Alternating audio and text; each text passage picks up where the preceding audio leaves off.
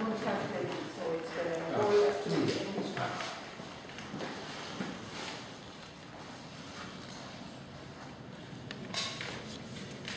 So may I introduce Professor Ragnar Audunson from the Oslo and Aarhus University College of Applied Science, who is the professor there.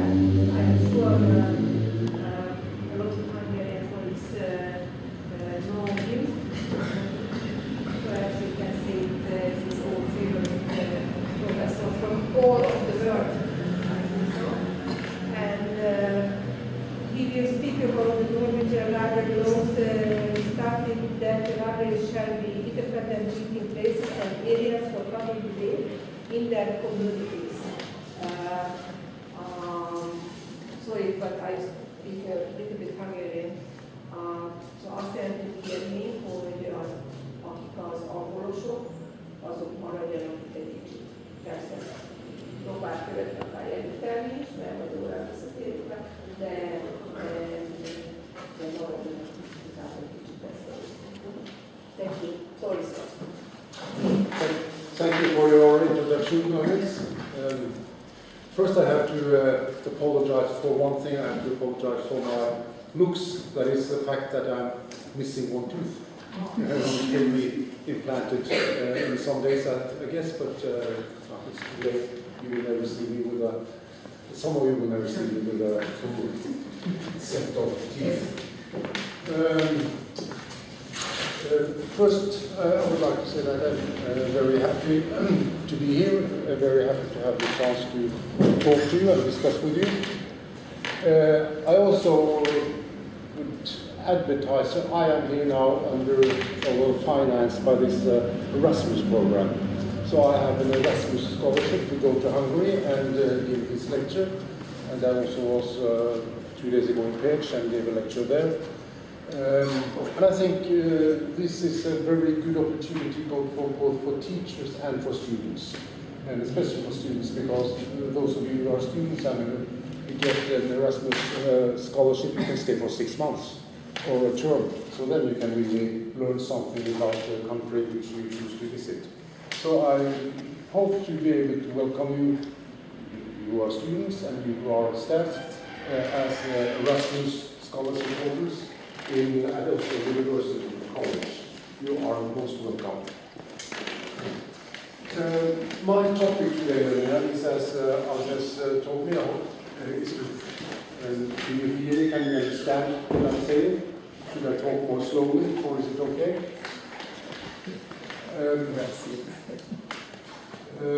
I will today talk about, first and foremost, the newest revision of the law on public libraries in Norway, but I will also say some words about the new library law in Sweden. Because both in Norway and in Sweden we got new library laws last year.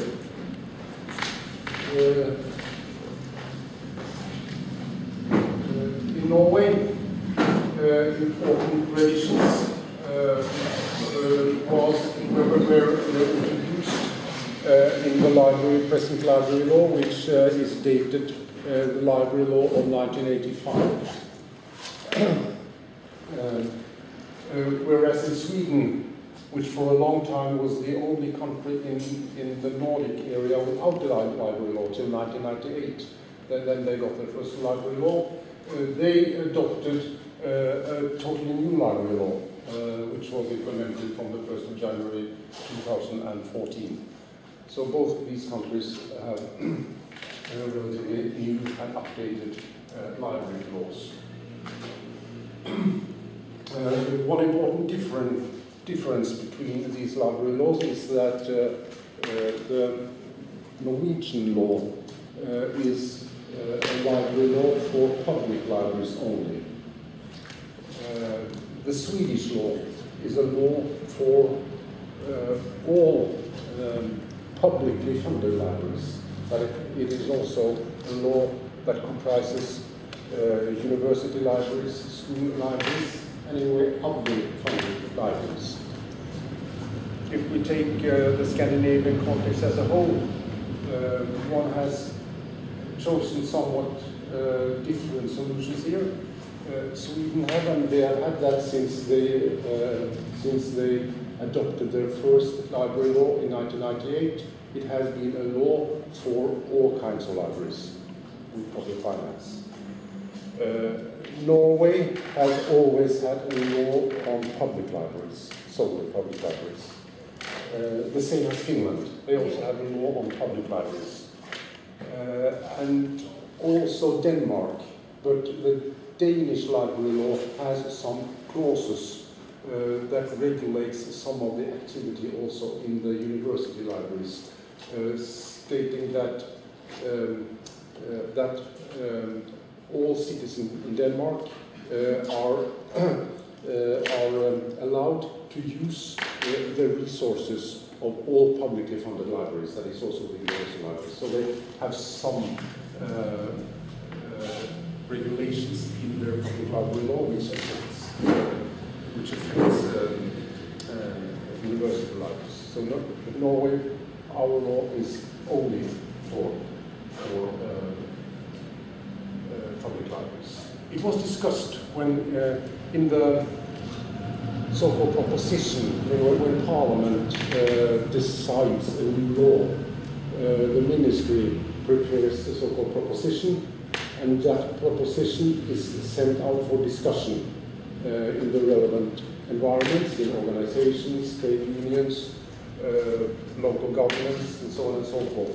And in the proposition the ministry put forward, where they proposed the revisions to the library law in Norway, they discussed, should we have, like in Sweden, a law for the whole library sector or not? Without really arguing for it, they said that we think it is best to have a law only for public libraries. Or one argument which they used was that there are 24 ministries. It is the Ministry of Education that is responsible for university libraries and college libraries, and school libraries also, whereas it is the Ministry of Culture that is responsible for public libraries.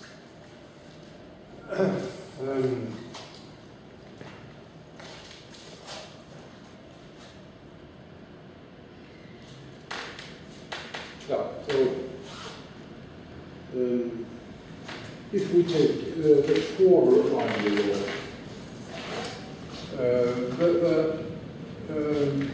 the paragraph formulating the mission of public libraries in Norway in the 1985 law stated that public libraries shall be responsible for promoting knowledge, education, and other cultural activities by providing access to information and by making available books and other suitable material free of charge to anyone residing in Norway.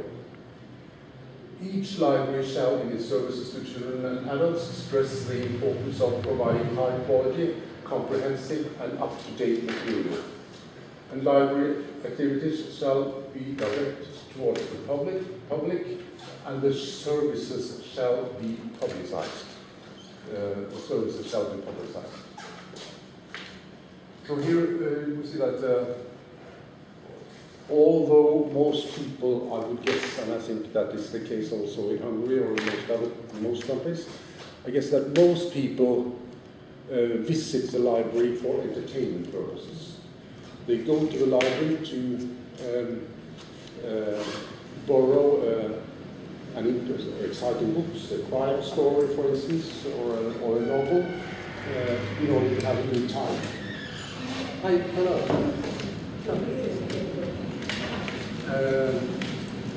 That is the reason. I think if we were undertaking a survey, why do you go to the library?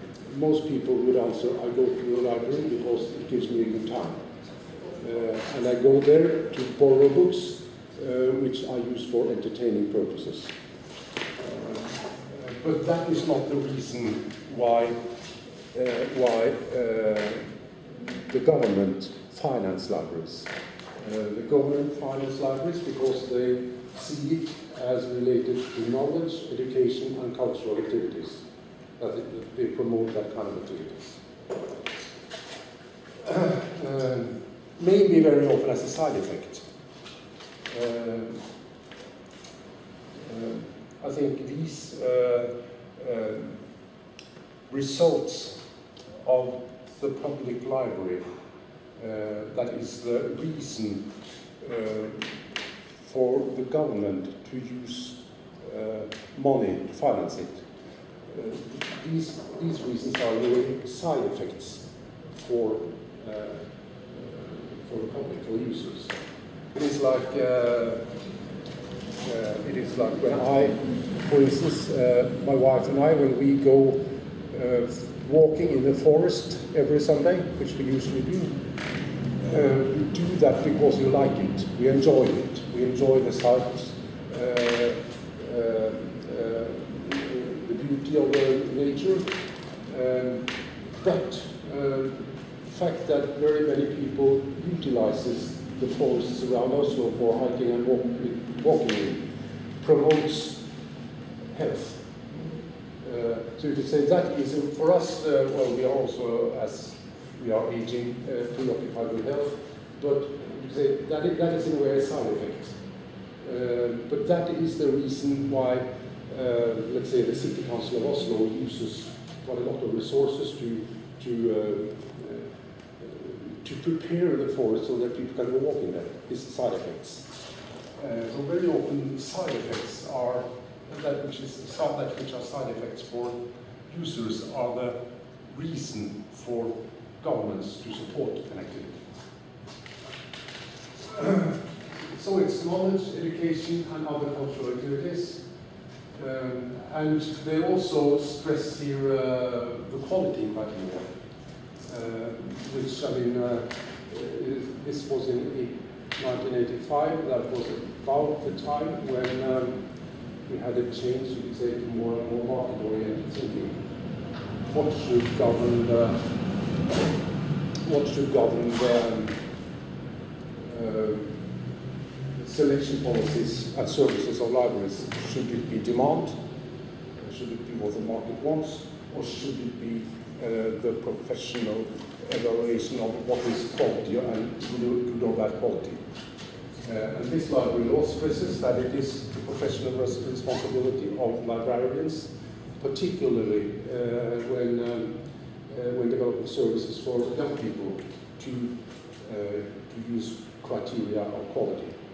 Not market, not demand necessarily, that also of course, but criteria of quality. That is, by the way, very much in correspondence with some years ago I did a survey among Norwegian local government politicians, among librarians, and among a representative sample of the Norwegian population, where they were asked questions of what is, for instance, the most important reason for using scarce public money on public libraries. Money which could have been used to build more kindergartens or homes for old age people. Why should we use them on libraries? What is the most important reason? And then there were some differences. Politicians tended to say that the most important reason for using scarce money on public libraries, that is that they give people access to the best in Norwegian literature and the world literature. Literature which everyone in Norway should know and have access to.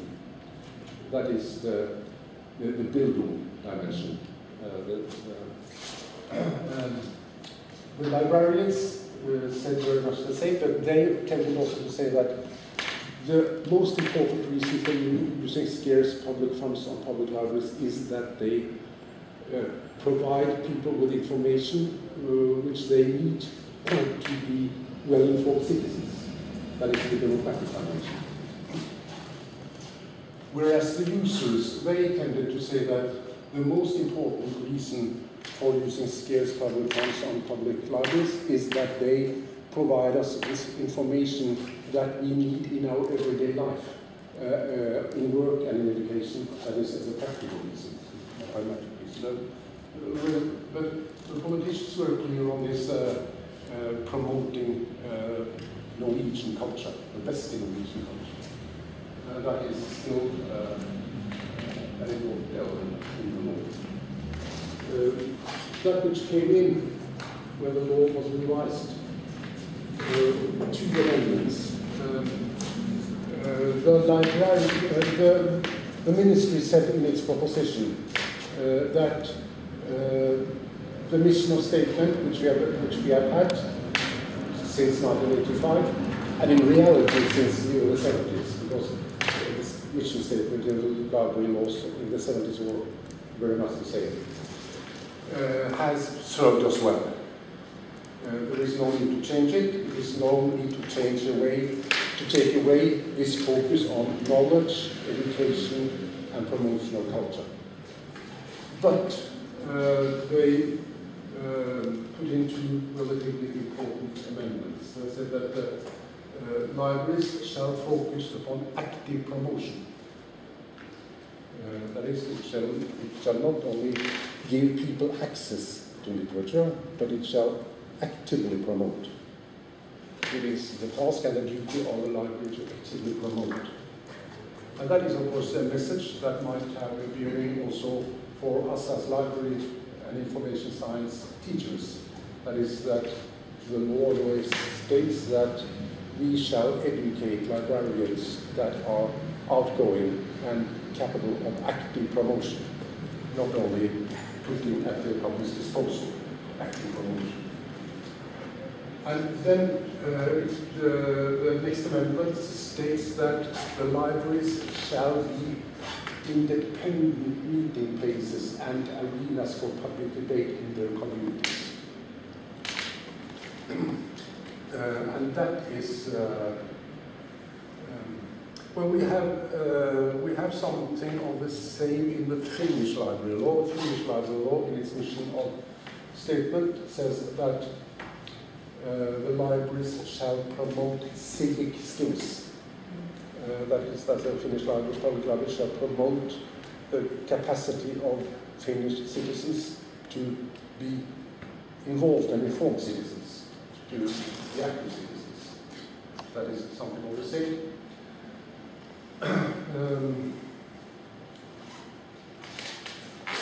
And one key term here, which I think which might create some discussions, and which already has created some discussions, that is the term independent. What does that mean? The librarian is a local government employee, and local government employees are supposed to do what the local government tells them to do. So that's all. I mean, but there are some professions who have a greater degree of independence than others. For instance, a doctor of medicine, he shall promote the values of health.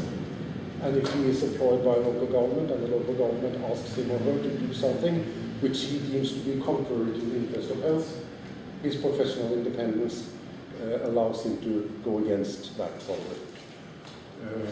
And also university teachers and professors are supposed to have a relatively large degree of independence to decide. No one can decide what your conclusions shall be, for instance, in your research. The head of the local government can decide what the content of a letter or a report that the employee of the local government shall write. What shall be the content here? Write this. But no one can tell the university professor what the content in his research report should be. And what does this mean? Does this mean that the librarians shall be independent just in the same way as a doctor of medicine, as a free and independent journalist? No one can tell the journalist what to write, or that should be the ideal at least. What does it mean? So that has already been a topic of much discussion. And for instance,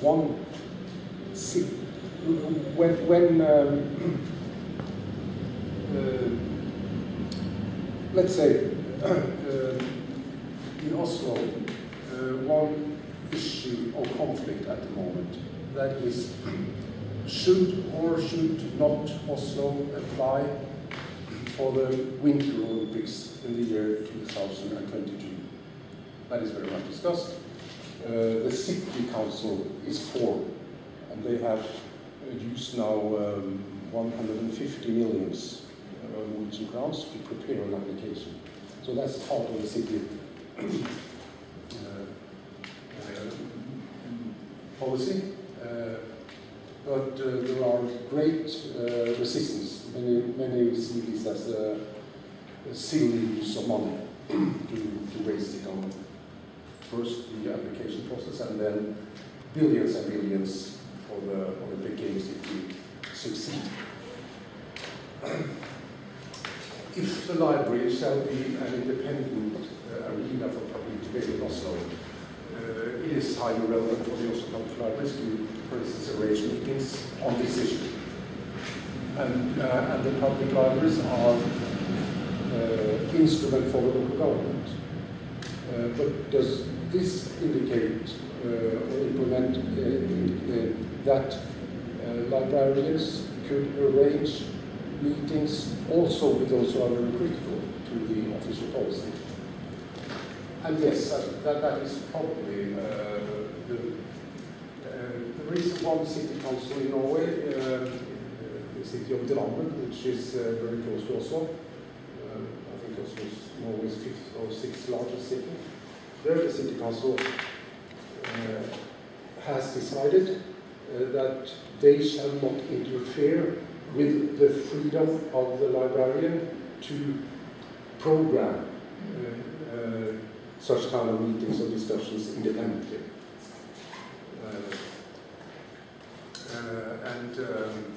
There was also a huge discussion in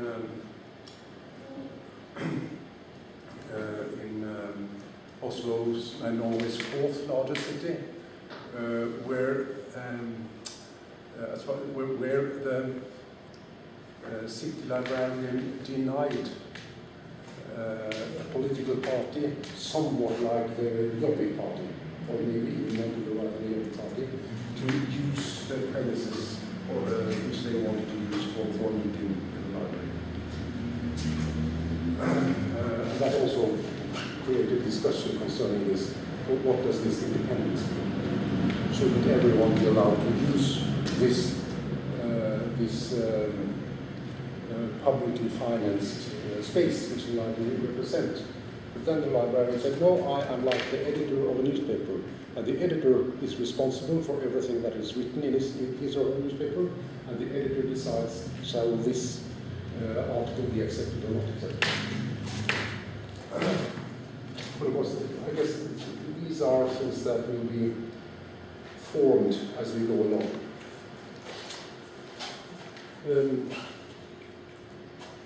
If we take the split statement of purpose in the Swedish library law, there the statement of purpose that says that libraries in the publicly, well, this is not an official translation, this is my translation. Libraries in the publicly financed library network shall promote the development of democratic society by promoting knowledge and the free formation of opinion. The free formation of it is not so different in a way from the Norwegian statement of purpose, but firstly, this is a statement of purpose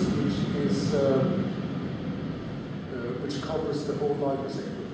So that means that also the university libraries, for instance, work under this statement of purpose.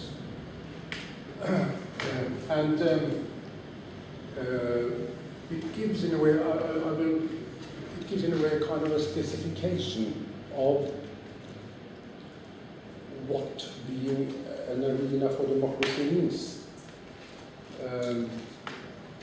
I mean, promote being an arena for public debate might be understood in very different ways, as I will return to. It might be understood as, yes, the library is the meeting room where discussions take place, or the library's website is an arena for public discussion.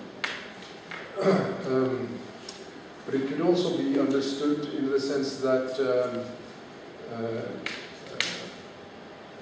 an informed public discourse presupposes that people have access to knowledge and information. That is in a way the more traditional role of the library, promoting knowledge and information in order to lay the foundation for an informed public discourse. And in a way that is the specification here in the Swedish law, isn't it? That they say that we shall promote the development of democratic society by promoting knowledge and the free formation of it. And then they say that libraries in the publicly financed library network shall promote the position of literature in society. They had some discussion in Sweden because in the proposition it was said they shall promote reading. And someone said that, well, partly this is a bit old-fashioned in the age of digital content, and partly this promotion of reading, that is the role of public libraries. We must find formulation that can cover all kinds of libraries. And they landed on this, promote the position of literature. Yeah. And the interest in, I don't find the English word for that, but that is other people, which is something more than enlightenment, which they say in the next term. Do they like that term in English, or what would you call other people? Dannelse. How should you define it? Education is, in the proposition, the Swedish ministry discusses education versus education. It's like in German. In German we have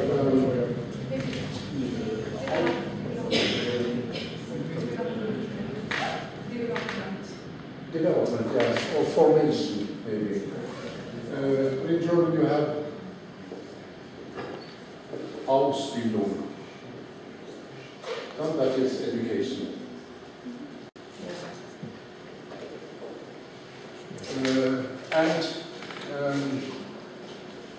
And the ministry in Sweden said that no, education, Ausbildung, that is too narrow, that is too instrumental. Because we want to form the whole human being, to cultivate the whole human being, not instrumental education for a very specific purpose. Therefore, they say this dannelse, which is the Swedish and Norwegian term, not only education, not only enlightenment, but formation. The whole human being.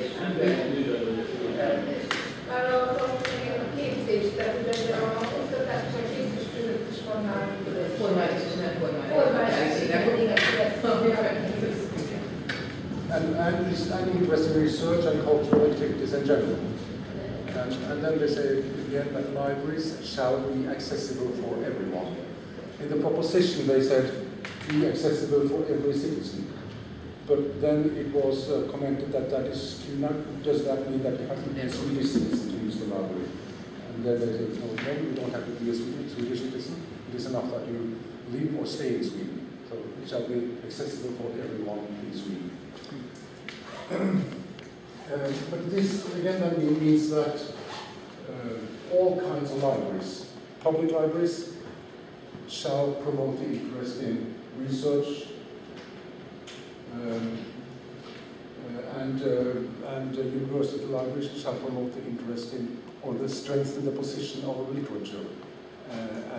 promote culture. Then they have some regulations specifically on public libraries, stating that they shall promote reading, for instance. There that comes in.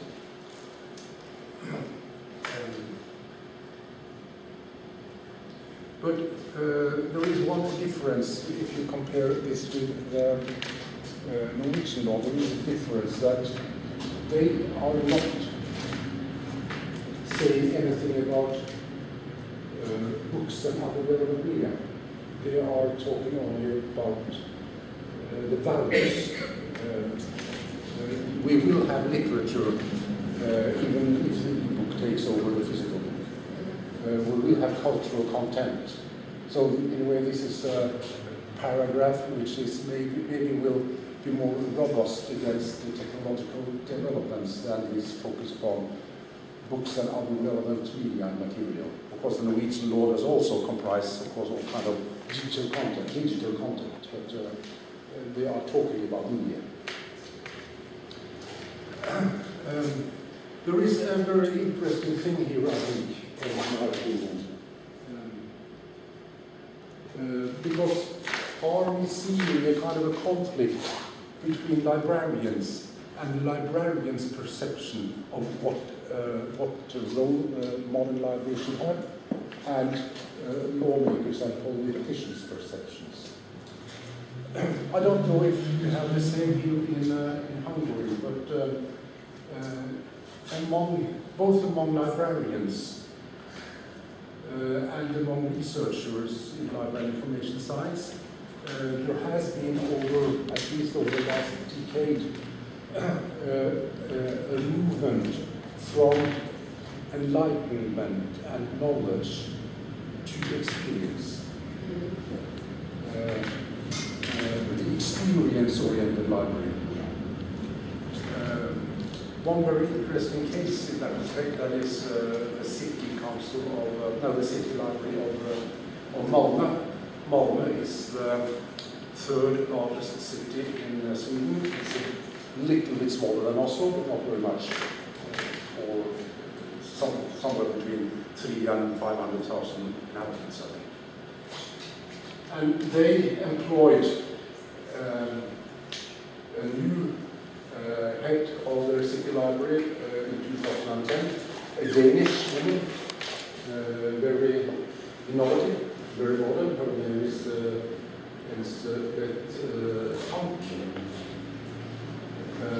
and she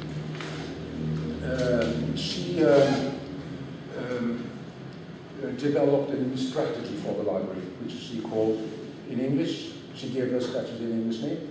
It was called My Darling Library. Yeah. And that meant a shift from knowledge and literature to experience. And she, I don't know if you are, have you heard about the American sociologist or something called Richard Florida? He has written about the creative city. The creative city, which is a city characterized by pluralism, very many different people, and that it is important for cities to be creative to attract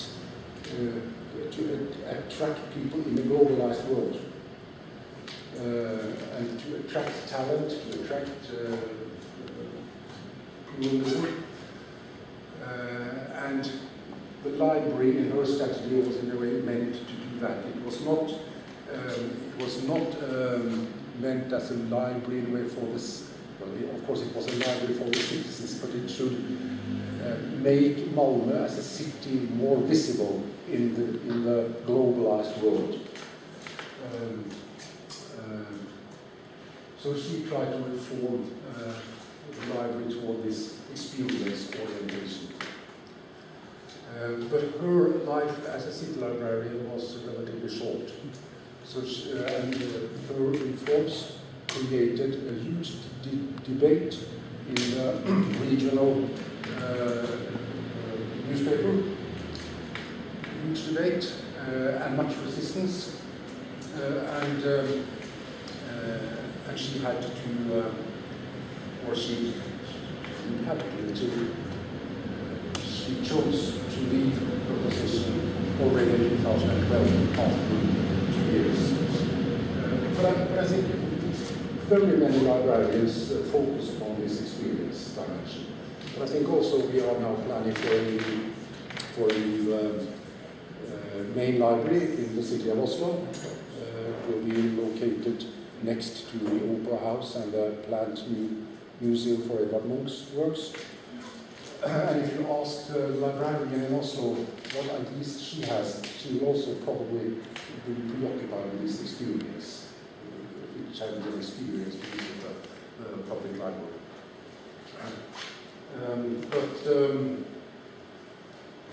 But we have seen from these library laws, new library laws, that the politicians are focusing on knowledge, they are focusing on education, they are focusing upon enlightenment, and they are even focusing on such an old-fashioned concept as this one, formation, calculation. So there might seem to be a kind of a conflict here, I think, between new trends in the library field and what politicians are focusing on. I think that's interesting.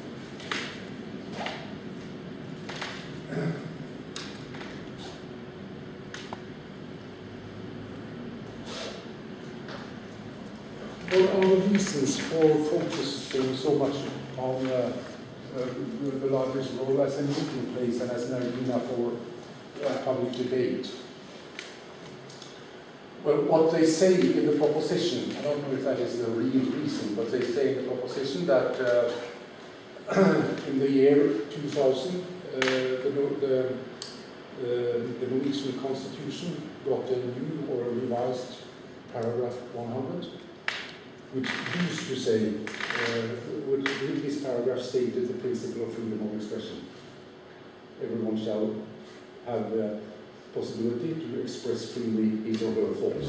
That was in the old paragraph of the old constitution, but in the year 2000, it was amended, and now this paragraph says that, of course, there shall still be freedom of expression, but that it is the responsibility of the state to lay the foundation and prepare the condition for a well-informed public discourse, for a well-informed public. And of course, one of the tools the state has, which are lay the foundations for the well-informed public discourse, well, that's the libraries. And that is used, of course, as one main reason behind these amendments to the law of public libraries. Then I think we are also experiencing some changes in the framework for public debate and the role of traditional media.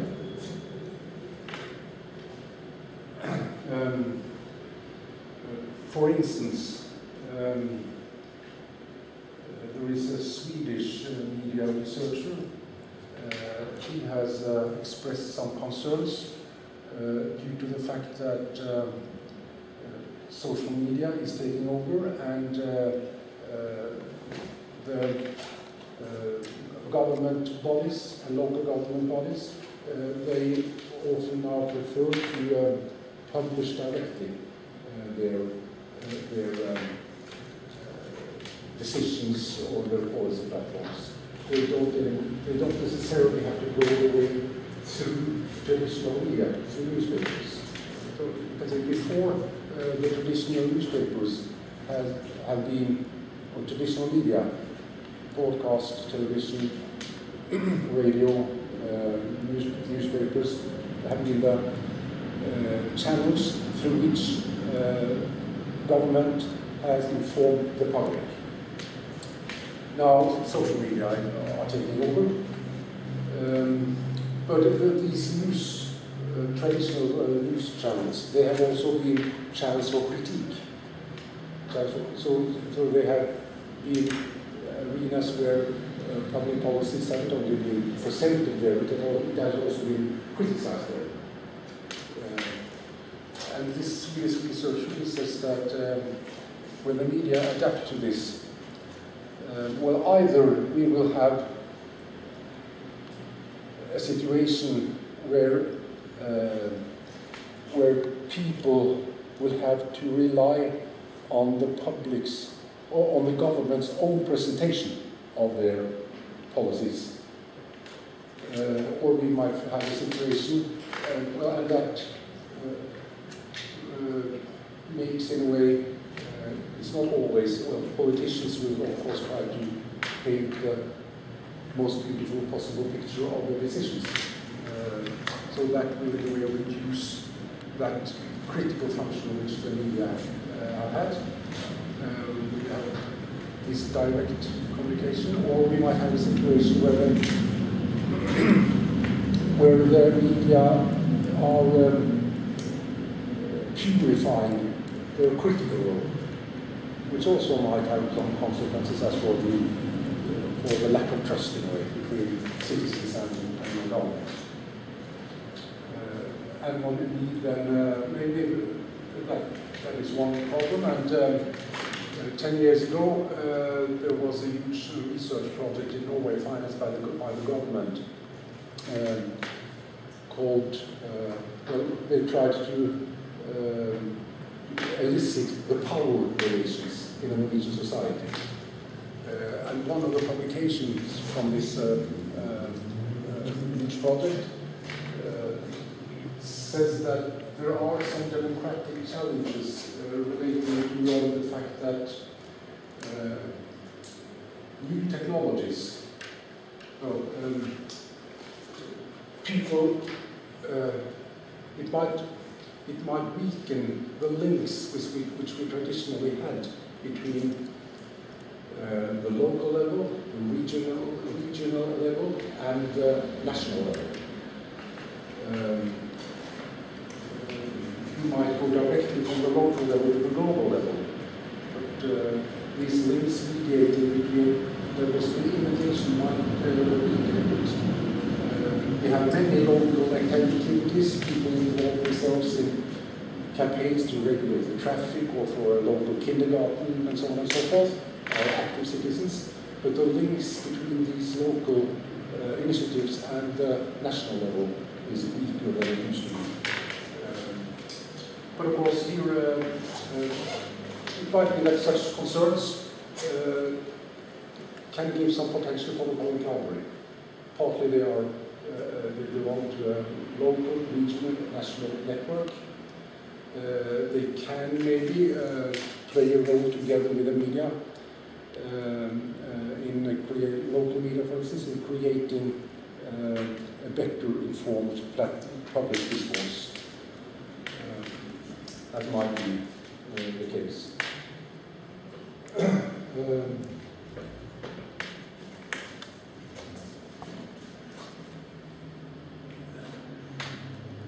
Yeah, one issue of conflict when this law was amended was since 1972.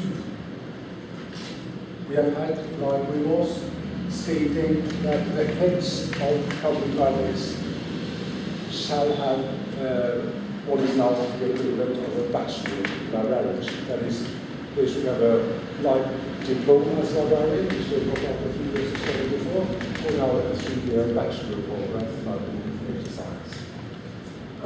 That has been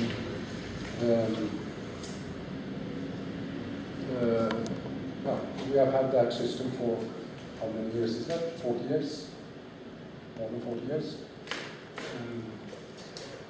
But in the ministry,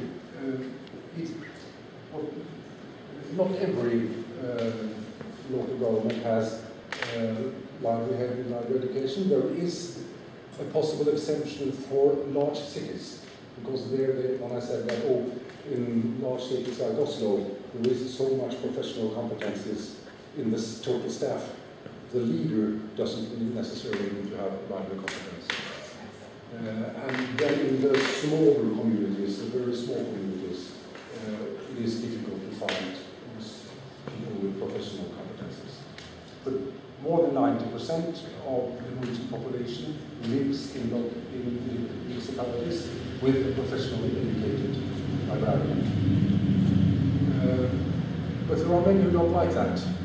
For instance, the Association of Norwegian Local Governments, they said that this collides against the local government's right to decide themselves, which they say is a more important value. So they don't want this. When this proposition was sent out for discussion, the ministry specified two alternatives. One was that one shall still have this demand for professional MBA in library information science. The second alternative was that one should specify functions. A librarian shall know this, or this, and anyone with any kind of education who fulfills those requirements can be a librarian.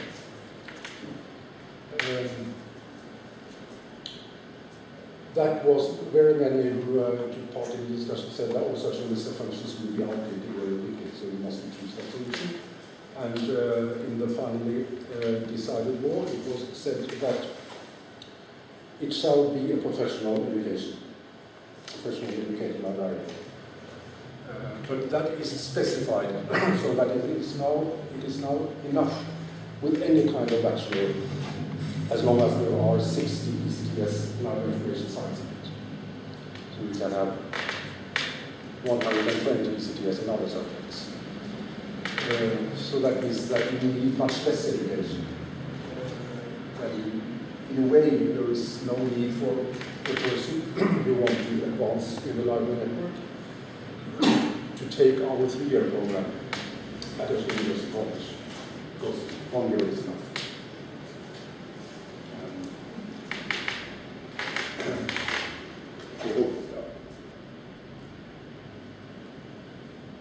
In the next part of my lecture, I present more and more local governments employ heads of library without professional education. The last example is the new head of the Diagnostic Public Library in Oslo. She started in March. Well, she's an educated dancer, but I think she's a very good head of the library.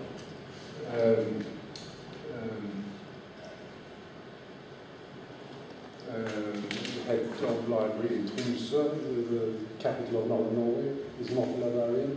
So you can find quite the head of the library in the 3rd largest city, Trondheim, is not a librarian. You can find quite many examples nowadays that people without professional education are employed as librarians.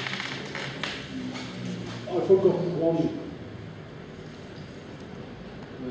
reason. I think one reason for focusing on meeting place. The third point here is focus on the importance of meeting places in research and professional discourse. I think the research we have done, for instance, in the PLACE project has had some effect also on politicians. But then we have had a phenomenon in Norway which has really taken off and grown phenomenally over the last years, and that is something which is called houses of literature. The first one was established in Oslo by a person who is now going to be the national librarian in Norway, by the way. And it has been a huge success. And they have taken out some small part, you could say, of the library, public library that is this meeting place function, and purified that with very great success. And we have had such houses of literature in several cities. We have it in Bergen, the second largest city. We have it in many places. And I think that is one of the reasons. It's quite strange because you don't find these, you find them in Germany. They have many houses of literature. They have a network. You find only one in Sweden. You find so outside Germany and Norway you don't find it, but it has really exploded. And I think that has drawn the attention to this dimension of the library's role. the next part of my lecture, I'm also going to represent some of what the librarians think about this law revision, this law. And together with a colleague of mine, a young professor called ELTE, we did a survey among leaders of, we sent a questionnaire via the net to all heads of local governments in Norwegian local municipalities, local government areas, plus to all branch leaders in the 3 largest cities, asking them about their attitudes toward this new role which the law revision describes to libraries.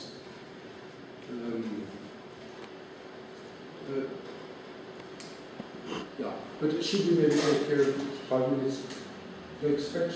Yeah, or because we have 5 until 3 o'clock. Until 3 o'clock. okay, 3 o'clock. Yeah.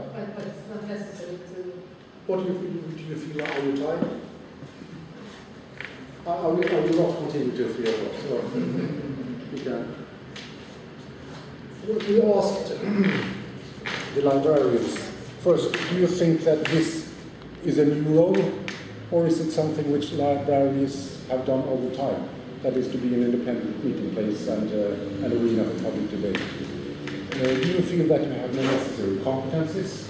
What competences need to be developed? What do you think that the library should do when it tries to develop into a local arena for public debate? Should it arrange meetings? Should it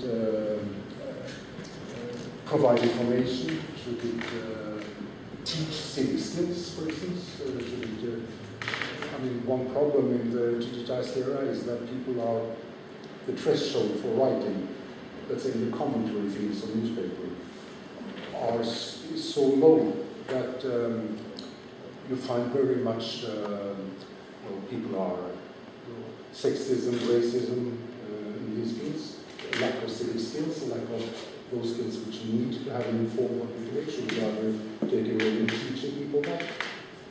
What should be the role? Is that here we have, here we compare those with a least degree with those without a least degree.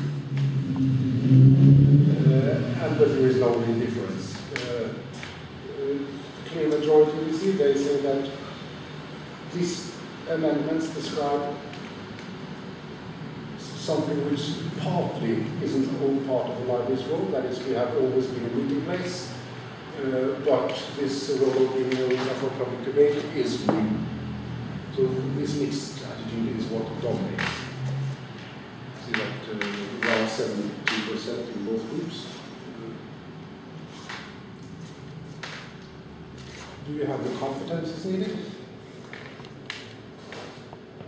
And we see that they feel that they have been to some degree, but they lack a little bit. And to some degree it's around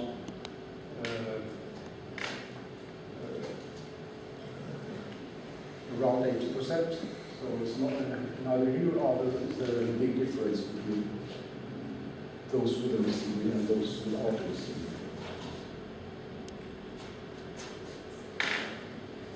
And here, what do you feel that you, where do you feel that you need to improve your competences? And we see here that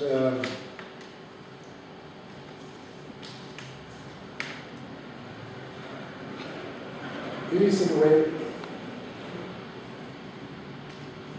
very subjects which are maybe taught in schools of marketing and economy. That is what they feel that they need. They feel that they need planning skills, planning events. They feel that they need to be better in oral communication, not so much in written communication, but oral communication. They feel that they lack marketing. marketing skills, but very few hint to, let's say, classical library versus, like, for instance, promotion. Maybe they take that into marketing, but when the new law says that the librarians shall actively promote versus literature, no one talks about you need to know literature, but you need to know.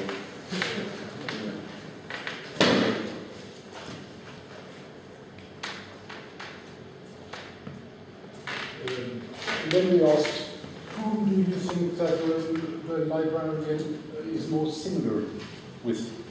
Is the librarian most similar to the editor, who is responsible for what is in his or her newspaper, and who will not be told by his or her owners, for instance, what to write? They are independent. Are you most similar to an information officer, who is supposed to represent the points of view of those who take the salary? Or do you say that you are more or less, you are nothing but you are providing the room? Groups in the local community can come to the library and lend rooms to have their meetings. And we see that a clear majority, but here we have a difference between those with an LISTB and those without an LISTB. We see that those without an LISTB, they tend to focus upon we are provider of space, which others can use. Whereas those with an LISTB, they tend to focus upon we are similar to the editor.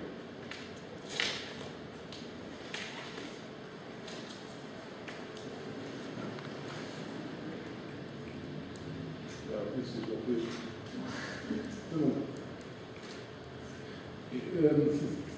here something has disappeared for me, some slides, but we asked them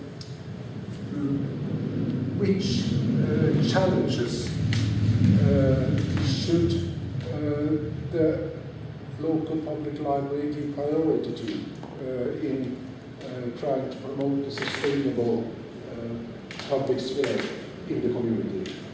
Should they focus upon educating people for being active in digital media, taking part in discussions in digital media?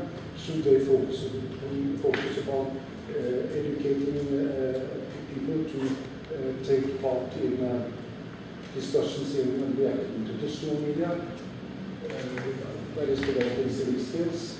Should they give priority to providing people with information, community information, which you need in order to be an active citizen? Or should they give priority to be the place where discussions really take place, to have meetings? There is, maybe not surprisingly, but I think a bit surprisingly, the main focus is upon the last. We should be arenas where discussions take place.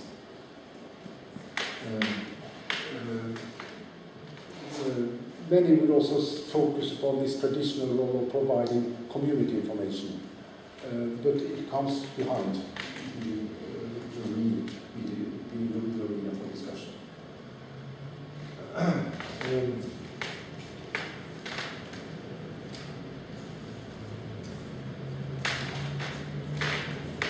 Yeah. I think this will be a very interesting period to observe what the libraries are going to do and the effect of different initiatives they do. We have some examples to draw from. For instance, a Danish city library, I think in the city of Kolding, they had some years ago something which they called the Future for Kolding. There they had, well, let's say every month they invited a national figure to give a lecture on a topic. They always had a local figure to comment upon it. That took place in a traditional meeting room like this. But then they had a digital forum where the discussion could go on afterwards. That probably stopped, I think. But the National Library of Norway has now distributed money to the county libraries and also the individual public libraries for projects to work in order to realize this new mission statement of being independent meeting places and arenas for public debate. Our hope is that we shall be in a position to follow research, how these initiatives work, what is successful, what is not so successful, what are the challenges in order to realize this paragraph. That was basically what I had planned to tell you, so I thank you very much for your attention.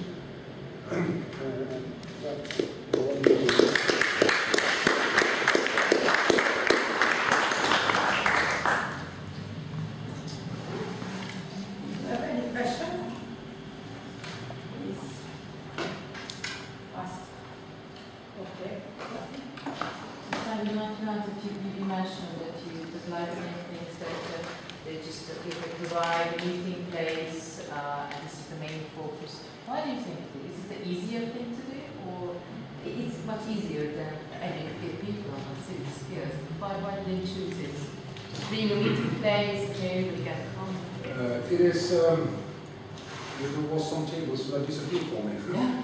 And one of the tables where we in a way found the greatest difference, that was the attitude toward this room according to size of the municipality.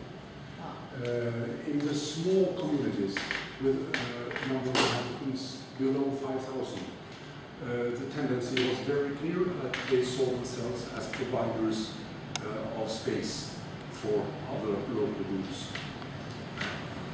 Whereas in the large communities with a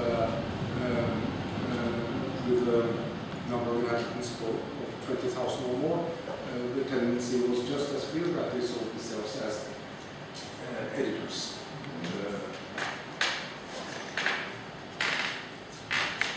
So that was a very clear difference according to the size of the municipality.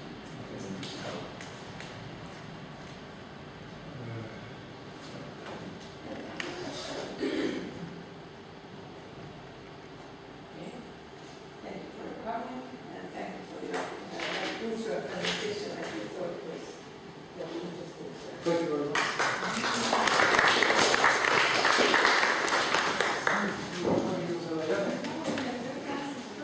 Ja.